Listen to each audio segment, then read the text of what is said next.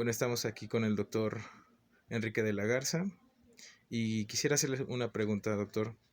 ¿Cuál es la importancia del trabajo?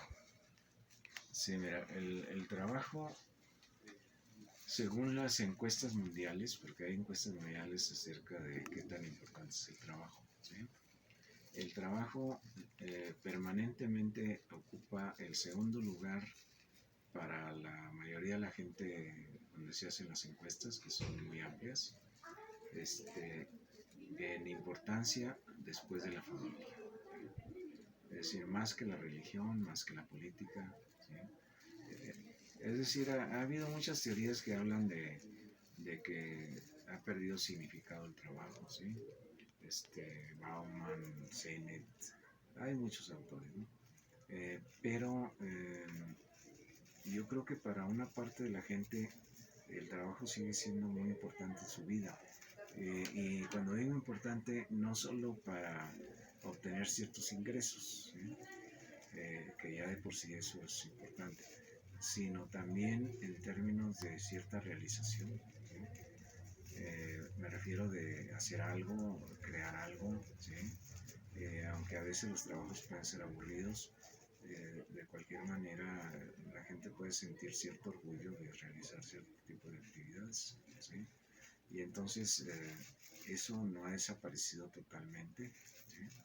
Aunque pues sigue habiendo mucha transformación de lo que es el trabajo y qué es lo que se considera trabajo, hasta dónde llega el trabajo, ¿sí?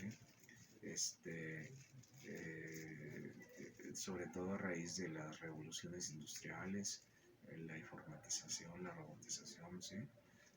Sin embargo, yo creo que para la mayoría de la gente, como dicen estas encuestas, el trabajo sigue siendo muy importante, tanto en lo económico como en estatus social. Estatus social en este caso significaría es más mal visto uno que está desempleado que ante la sociedad que uno que tiene algún tipo de empleo, ¿sí? El otro es visto como un excluido de la sociedad, ¿sí? Entonces eso también hay que incorporarlo. Es decir, que el empleo pues sigue teniendo de cualquier manera un estatus frente al desempleo. ¿Cuál sería la importancia de la educación y la relación que guarda con el empleo en estos últimos tiempos, doctor? Mira, las relaciones lineales de empleo más calificado, mejor pagado y educación no se están cumpliendo cabalmente, ¿sí? Es decir, el estrato de nivel educativo más desempleado en México pues son los de nivel licenciatura, ¿sí? Entonces, digamos que a la variable educación pues hay que meterle otras variables, ¿sí? Para entender cuál es el tipo de ocupación que se ofrece más en el mercado y por qué no es siempre la de mayor nivel educativo.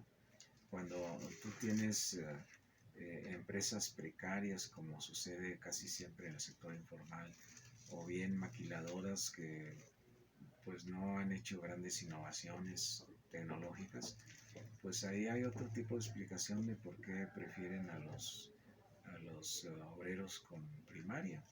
Es decir, en México se da esa supuesta paradoja de que es más fácil conseguir empleo teniendo primaria que teniendo licenciatura, ¿sí? ¿Por qué? Porque no juega solo en la educación.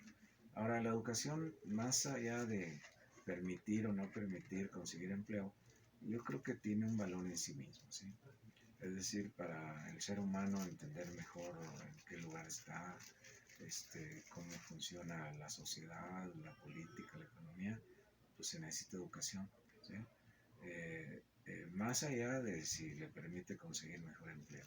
Es decir, es preferible tener más gente educada con nivel educativo alto que gente pues con educación muy precaria, ¿sí?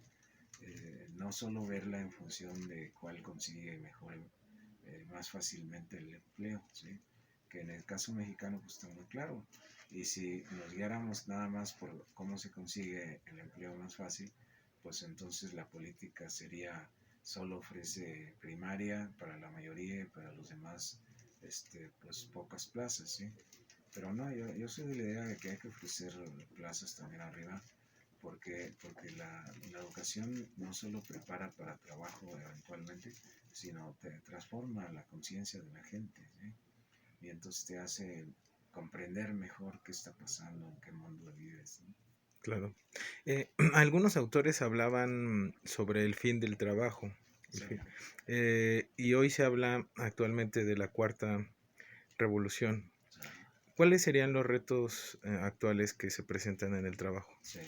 Fíjate que en realidad la tesis de la cuarta transformación industrial o de los 4.0 tiene algunas connotaciones de fin del trabajo, ¿sí? ¿Por qué? Porque si la alta automatización se va a extender y profundizar, pues va a haber menos empleos eh, manteniendo el mismo nivel de producción. Pero esa es una tesis que en otros momentos ya se ha formulado. En los años 80, Rifkin escribió ese libro famoso del fin del trabajo, planteando no la cuarta, porque todavía no la había, pero ya en su momento pues ya había otra transformación, ¿sí? Y realmente no se cumplió, ¿sí? Yo he hecho un artículo acerca de esto, ¿sí? Entonces encontré una información muy interesante que hace una gráfica de lo que ha sucedido con el empleo todo el siglo XX, ¿sí? Y lo que va del XXI eh, en el mundo desarrollado. Y entonces, en ese periodo tan grande del siglo XX y lo que va del XXI, pues ha habido varias grandes transformaciones, especialmente tecnológicas, ¿sí? Y entonces la gráfica no coincide, digamos, los niveles altos de desempleo con las revoluciones tecnológicas, sino coincide con las grandes crisis económicas. Mm, Por ejemplo, los puntos de mayor desempleo, bueno, la crisis del 29 y también esa otra ya un poco olvidada de mediados de los 70, ¿sí? ujú, Y luego esta última reciente de 2008-2009.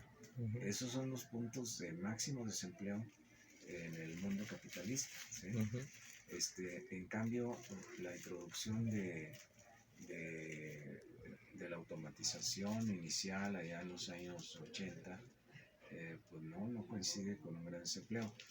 ¿Cuáles son los argumentos que se dan a los que no ven una relación tan mecánica entre revolución tecnológica y más desempleo? Que si uno va más allá del lugar específico de trabajo donde se introduce el robot o procesos informáticos, eh, bueno, encuentra que las revoluciones tecnológicas han permitido crear otros empleos que no existían, ujú, ¿sí? Y esa es la razón principal por la cual, aunque se automatizan puestos de trabajo, se crean otros que no existían porque las nuevas tecnologías permiten ofrecer otros servicios o otros tipos de productos que no se ofrecían antes. De tal manera que se ha producido, al menos históricamente, cierta compensación entre empleos perdidos en ciertas actividades automatizadas y empleos creados en otras que no existían. ¿Ves? Un caso que nosotros en otro momento estudiamos bastante fue el cambio tecnológico en telecomunicaciones. Este se produjo en México en los años 80. Consistió en introducir primero la fibra óptica, hacer centrales telefónicas automáticas y ya después vino el celular, el internet y el celular, ¿sí? Y entonces efectivamente casi desapareció la figura de la operadora de larga distancia, ¿sí? Que antes era un número de trabajadores o trabajadoras muy importante ujú. en Telmex, ¿sí? Entonces casi desapareció. ¿Por qué? Porque pues, ahora la comunicación es automática, ¿sí? Y la nueva tecnología lo ha permitido mejor. Pero surgieron otras, por ejemplo, lo que ahora llaman los centros de atención a clientes, que eso no existía en los años 80. ¿Sí?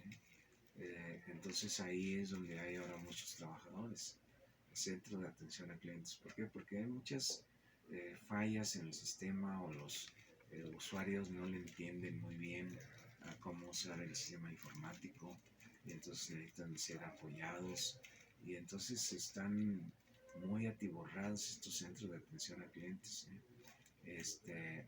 Es un ejemplo de cómo se perdieron empleos en operadoras y se ganaron en actividades que no existían. ¿Sí?